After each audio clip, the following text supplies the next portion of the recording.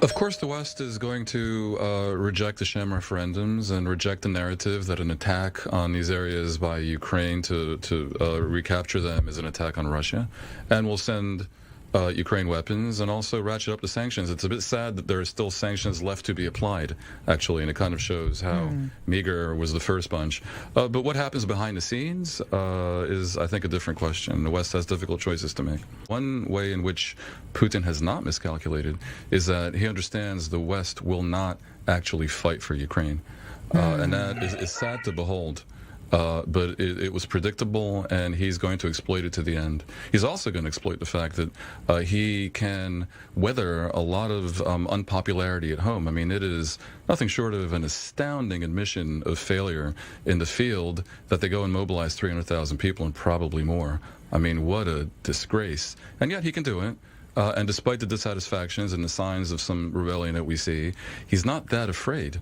As my colleague says, he's more afraid of losing a war. And what constitutes a loss in this war probably is not Ukraine taking over all the territories, because, look, in time of war, everyone sounds maximalist. Realistically, Ukraine gave up on Crimea 8 years ago.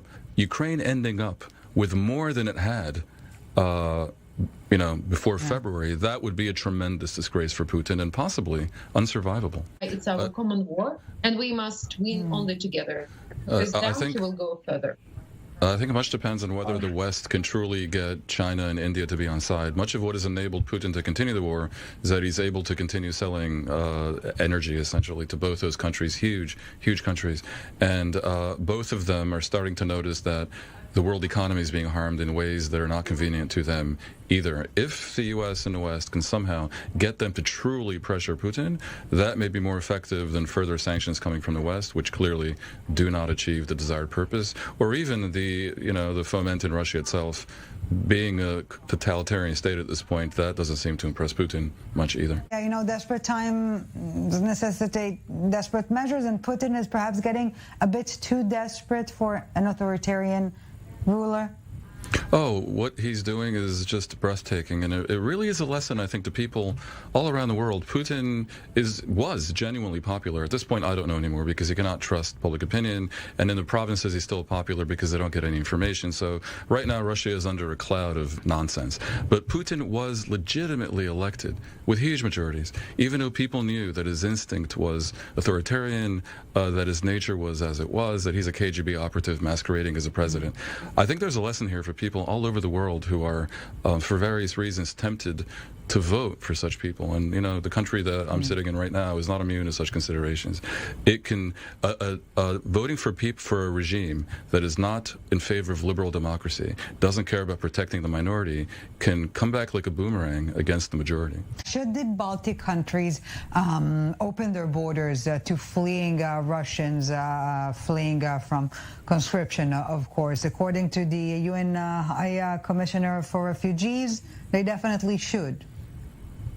Yeah, I agree. Absolutely. I think they should not have closed the borders. I think closing the borders was one of the biggest mistakes that they made.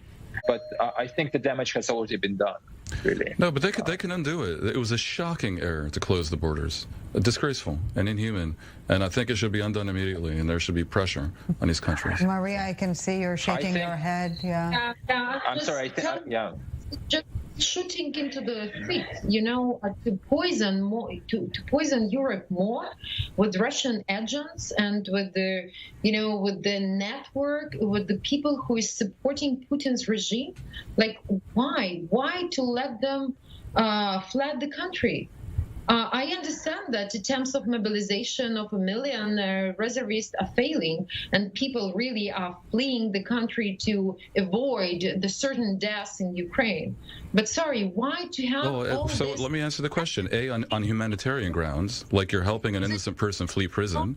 And secondly, because a narrative of Russia being emptied of its people, I think will help create an image of truth about Putin.